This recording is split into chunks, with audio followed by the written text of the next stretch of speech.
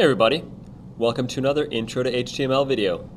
This video, we're going to take all the skills that we've put together thus far in all the previous videos and bring them all together. Well, actually, this is going to be over the course of more than one video, but we're going to put it all together and build a website from a concept. I have a comp here. A comp is a composite image. It's made up of some of the types of colors, text, spacing, and some of the details and information that you're going to need to build a web page. What you see here is what's going to be the basis for a blog. Some of the things you don't see in here, you don't see the nav, where that's going to go, you don't see all the details for measurement, you don't see all of the text. For example, this box right here that's going to be filled up with all of my body copy. But you do get a sense for what the concept is going to be. In other words, what colors are going to be used for big chunks like the header and footer and the article, and how I might use borders and how I might use text. And then the details will get filled in as we design. If you work as a professional web developer, you might work with graphic designers and you might get a much more detailed comp. And that comp is going to have every single asset that you're going to use. All the specific images, all of the logo type, all of the specific copy is going to be in there. And you're going to be kind of chopping and putting it together in a web design. This one is a lot more loose, and I just want to work with this a little bit with you. And we're going to take this concept up to a fully completed web page. The types of things we're going to focus on in this set of videos here, we're going to focus on looking at the box model. How width and height and border and margin and padding are all used together to visually organize things. How we use colors to make some things stand out more than others. And how you can make more of an elegant design instead of one that feels kind of clunky. All right, let's get into it. You should be able to find an HTML document that is going to make up this web page. I've put this together for you. You're going to use this and you're going to write all of the CSS to style it to make it look like our comp. If we look at this in the browser, it doesn't look like anything special yet. We've got the main H1 and H2 below it, the Crumb Bum, a special kind of bread blog. Yeah, funny. A few videos ago I said I know nothing about making bread. That kind of sparked an interest. I decided to look up how to do bread, and since then I've made a few loaves of bread, and now I'm kind of getting interested in it. It's kind of a cool little hobby. Anyhow, I'm making a blog about bread. It's got my header, it's got my nav, it's got my article with an H2 at the top and a bunch of paragraphs. It's got some other headings and some lists, and then it's got the footer down at the end. Okay? We're going to transform this using CSS to look like our comp. Let's take a look at the HTML again. You need to be familiar with this HTML before we start doing the CSS. So it might be a good idea to follow through with me as I talk about it, and then stop the video and study the markup so that you know exactly how this thing is put together. Because as you style something, you really need to know the structure. Right. I'm starting this way. I've got everything wrapped up in a div called ID wrapper. We talked about these things in a previous video. We talked about divs. We talked about creating ID selectors. This wrapper is wrapping up everything from top of header, from above header, all the way down to below the footer. So it opens above the header, all the way at the top, and it closes all the way down below the footer. It's still inside of the body. It doesn't go outside of the body. It's inside of the body. So it closes right above the closing body, opens right below the opening body. That's my wrapper. It's going to wrap everything up, and eventually I'm going to use it to constrain the width of my page, and it's going to have a background color that'll go behind everything. If I look at my comp, you notice you've got this light tan here. This light tan is going to be used It's actually going to be the background color in my wrapper. And that wrapper is going to wrap up my header, my article, and my footer. I've got a header.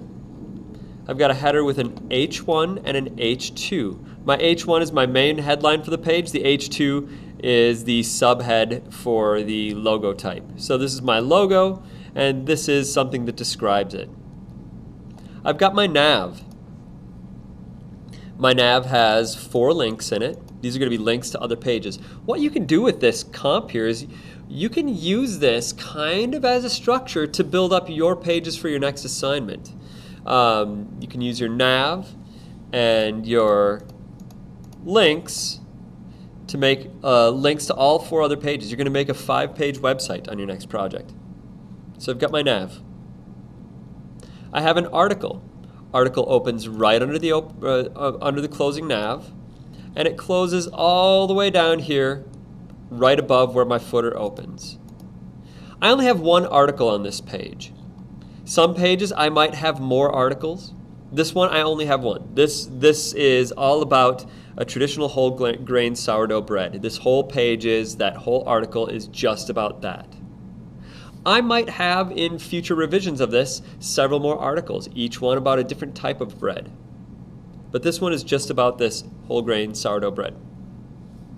So the beginning of my article, like usual, I've got an H2. Remember, heading hierarchy. The H1 introduces the entire page. It tells us what the entire page is all about. The H2 introduces a section of the page. In this case, it introduces the article, and it tells us what that whole article is about. So everything that's inside of this article is about the poêlin, traditional whole grain sourdough. That's what this whole entire article is about. There's nothing in here that's not about that one thing. Okay? That's what the H2 is for. We got to remember the heading hierarchy. You're going to see how this comes in handy in a little bit, because I'm going to have several other headings in here. I'm going to have H3s and H4s. We got to know how to use them. I've got some paragraphs that talk about what I'm going to do with this recipe. And down here, these ones are starting to get into the recipe a little bit. Prep time, cook time, total time, yield. I could arguably do this with a list, but I'm just going to leave them as paragraphs for now. I might change them later. Might not. I've got another subsection of this article. This subsection is for ingredients. I've used an H3 because ingredients is a subsection or a subset of this whole grain sourdough bread. This is the ingredients for that article. Now the ingredients is broken up into 2 parts. Evening of day 1, morning of day 2. Since ingredients is broken up into 2 parts, I've got 2 subheadings. This is just a subsection of this section right here. So I use an H4. I'm not using an H4 because it gives me smaller type. Yes, visually it does do that. But as we've talked about before, and we've been emphasizing over and over and over again, is we have a hierarchy to our headings. You need to stick to that hierarchy. Don't just arbitrarily pull headings out and use them. Like, I'm not just going to use an H6 here because it's going to be really small. Sure, it might look the way I want it to look, but I've just broken the structure of my page. Now my page is less accessible to people with screen readers. It is less friendly to search engines, and it's just bad use of the headings.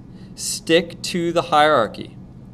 I'm using H4s because evening of day 1 is a subsection of ingredients.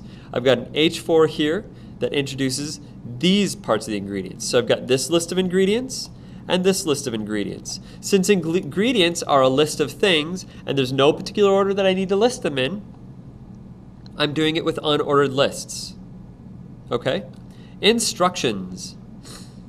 Instructions is an H3 because it opens up this whole section, but I've got 2 parts to instructions. I've got the instructions for evening of day 1 and instructions for morning of day 2. I've got this one here and this one here.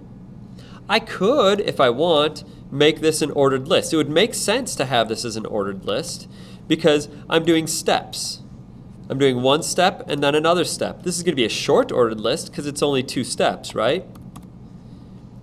but I think that's how I'm going to change this. Make these closing list items. And we'll see that change in the browser in a little bit. So these two things are nested, so I'm going to tab them over by one. If you want to make that change, make that change. In fact, do make that change. Make this into an OL. So that's evening of day 1. Morning of day 2 is also an OL, makes sense because it's a list of steps that I need to follow. Close it and make these LIs.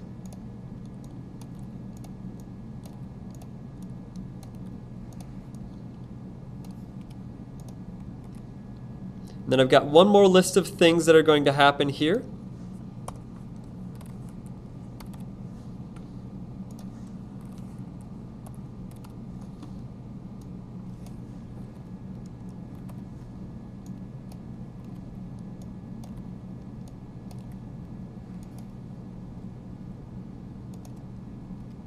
Make sure this is OL, not LO.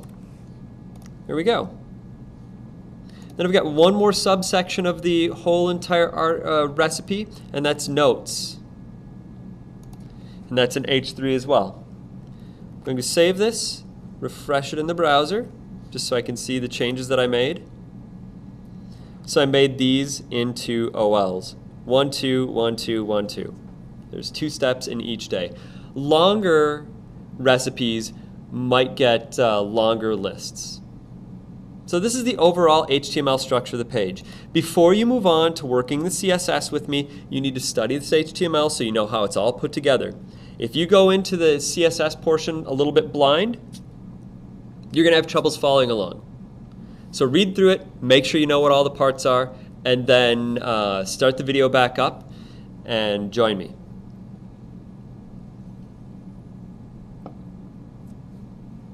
All right, let's take a look at the CSS. The style sheet's going to be up here in the head. And before we start with the CSS, we really want to look at the comp. I'm going to start thinking about background colors of things. Once I get all the background colors in, it's very easy to push things around and set their borders and margins and paddings and all that kind of stuff and see where they show up. But if they're all just blank backgrounds and everything's just white on white on white, it's really hard to see how all of my boxes are aligning. So I'm going to start by setting the backgrounds. I'm going to set my header, my nav, and my footer to this lighter brown color. And I've got it called dark brown here. And you notice in my comp, I've just put all my colors here with the hexadecimal. My dark brown is 652300. 652300. So 652300 is the color that I'm using. And I want my header, footer, and nav all to have that same background color. Okay? So if I want the same declaration applied to several different selectors, I can make a comma-separated list. We've seen this before. This just means that my header, my footer, and my nav will all get the same background color.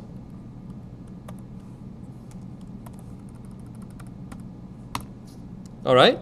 If I save this and refresh it in the browser,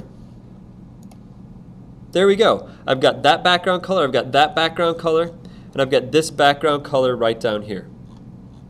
Great! My text doesn't look good. I'm going to worry about that later. I've got the background colors in there. Now, let's address the next part of the comp. Let's address this light tan color here. This light tan color I said was going to go into the wrapper. What the wrapper is going to do is it's going to wrap up the whole entire page. Okay? And that light tan is going to go behind the header and footer. We're not going to see it. It's hidden behind them. So, wrapper, number symbol, wrapper. Remember, wrapper is an ID. If we look at the markup, div ID wrapper, when I select that wrapper, I just do number symbol, wrapper, and then background color, we've got to figure out what that tan is. So I'm going to go over to my comp, and the light tan is DAC 792.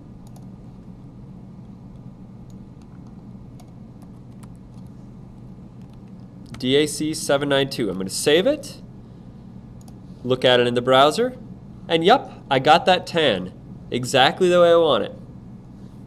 Let's look at the next part of the comp. This whole article is going to be wrapped up in white.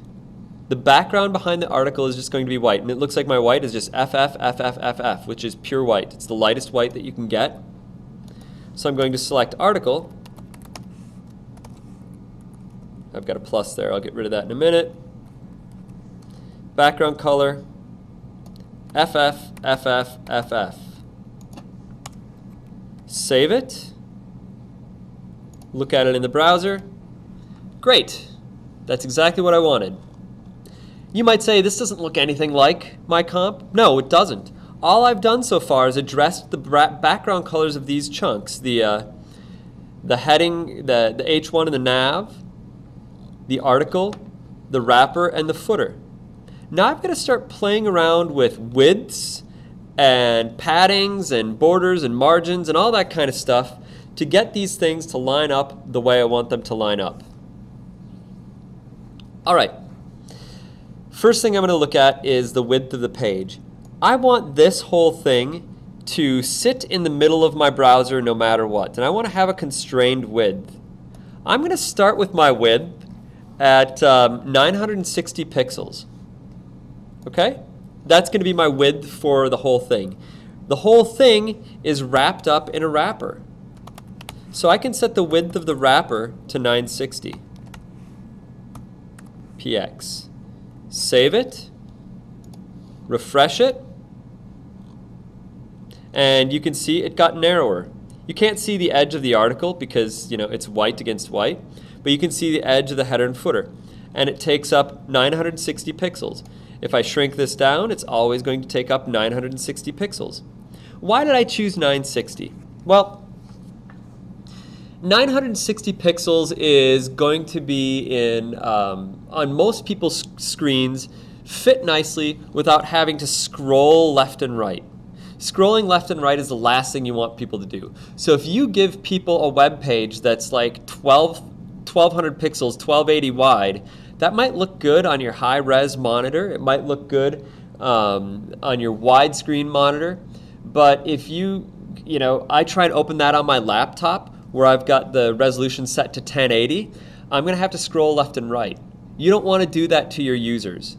So either set your widths to a relative value, so maybe 80% width, so it's always going to be 80% the width of the browser, or set it to something like 960. 960 for this current era in web development and in web use is a pretty good width for desktops and for laptops. Now, setting things up for a mobile device, that's a whole different story. We're not going to get into that until we start talking about responsive design, and that's a whole other course. This is not related to this one. We're just worried about designing right now for the desktop and laptop. 960 is a pretty good width. So 960 pixels.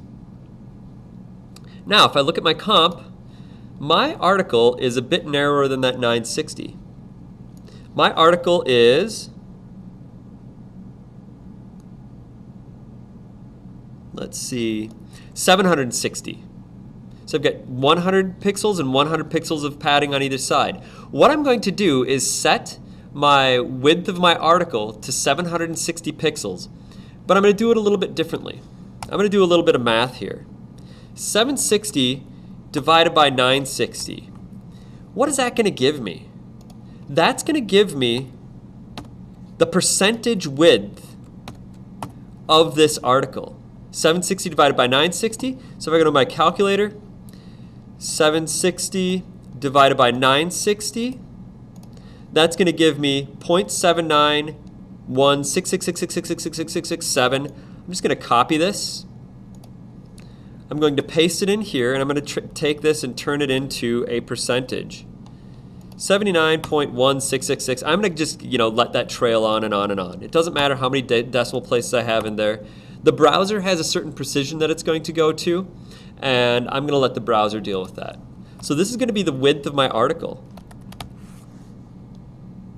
And I need to put a percent on that.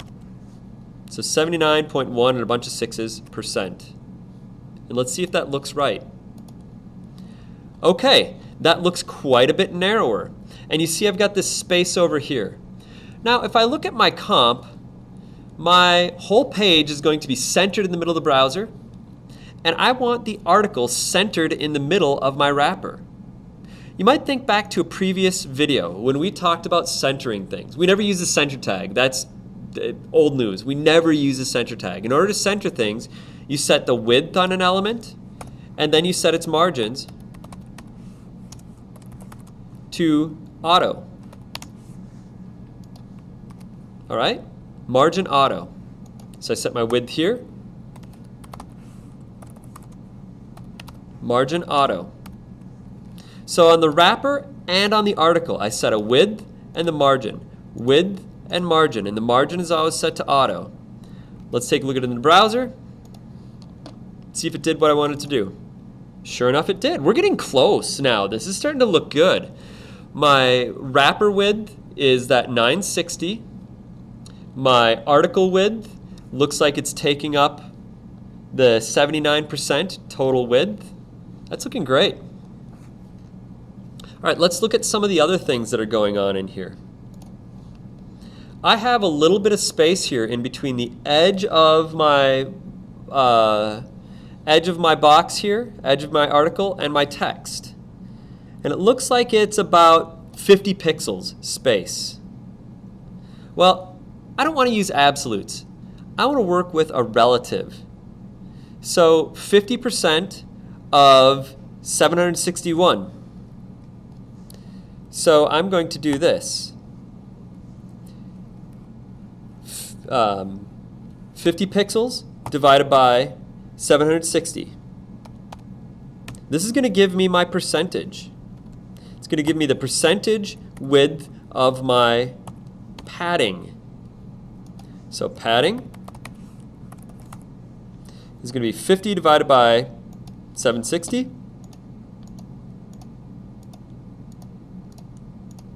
And that gives me 6% roughly.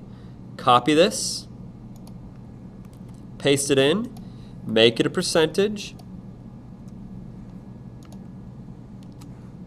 save it, and let's see if it looks correct. Well, it looks great on these sides. On left and right, it looks fantastic. Top and bottom, that's a bit much. Let's look at my comp. My top isn't quite that much.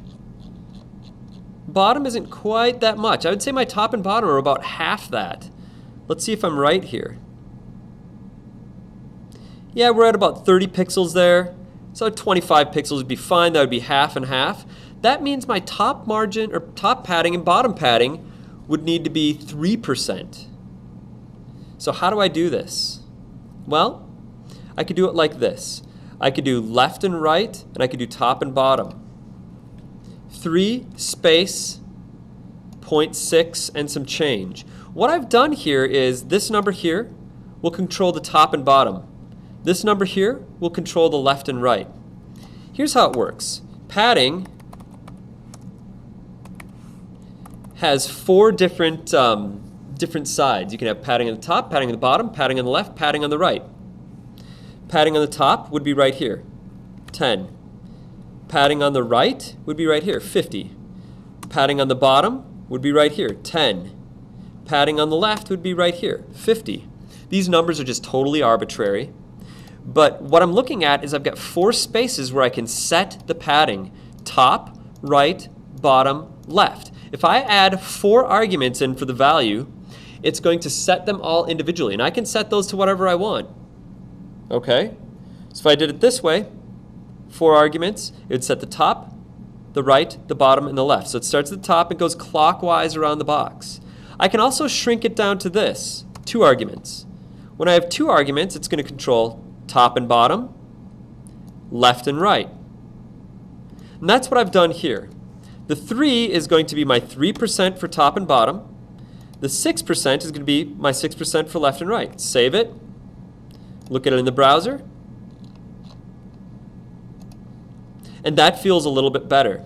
That padding looks more accurate for the padding that I had in my comp. Okay? Now, let's take a look here. My padding on left and right is going to be, I've got 100 pixels here. So when I think of 100 pixels divided by 960, what's that going to give us? That gives us 10.4% and some change. Okay? So my header,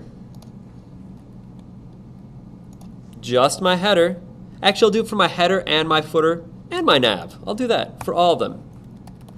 Padding is going to be 10.4% and some change for the top and bottom, for left and right. And top and bottom isn't going to be quite as big.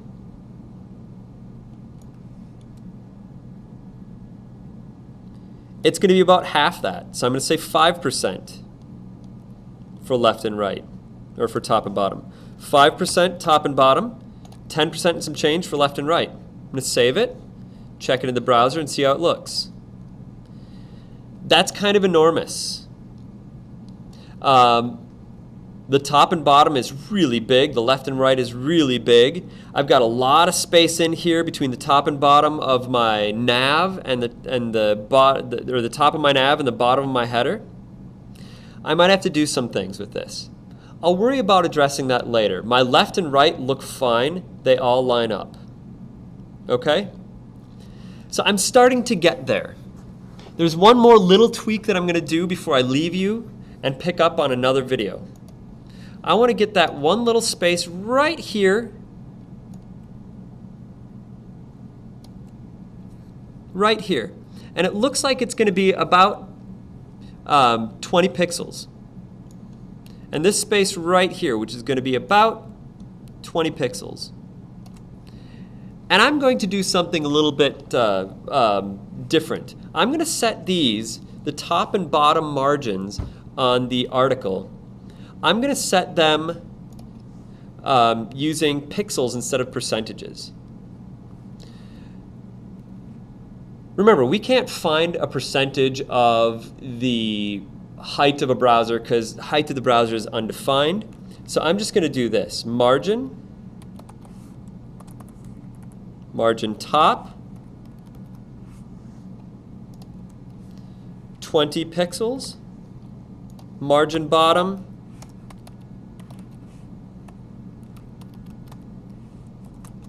20 pixels. Now, you saw that I can do multiple arguments like this. I can also split it up to margin top, margin bottom. There's a difference between shorthanding it and longhanding it. In this case, I'm going to longhand it. Okay? Save it. Refresh it in the browser. And I've got that little space. That looks pretty darn good. I'm going to take a look back at my CSS. I'm going to see if I can shorten this up. Let's see. I've got margin here. Left and right are set to auto. Top and bottom are set to 20. Hey, I can do this. 20px space auto. And cut these out. What this is going to do, remember, the first argument here, 20px, and then the second argument here is auto. That means top and bottom get 20 pixels, left and right get auto. Another way of doing it would be 20px, 20px, auto, auto. But this is unnecessary. If these two arguments are the same as these two arguments, in other words, the top and bottom are the same as one another, and then the left and right are the same as one another, you can shorten it to this. If all four sides are exactly the same, like if we wanted to do 20 pixels all the way around, we would do this. But that's not the case. We wanted left and right to be auto, top and bottom to be 20 pixels. And our web page is starting to come together. It's kind of looking like the comp. It's not quite there, but it's getting really close. All right, this is the end of the first part of this video of putting it all together. The next video, we're going to clean up the header and the nav and the footer and make sure those top and bottom margins look a little bit better. We're going to start working with the typography a little bit, changing the colors in the fonts, changing the positioning of the fonts, and changing the actual font families. Thanks for watching, and tune into the next video.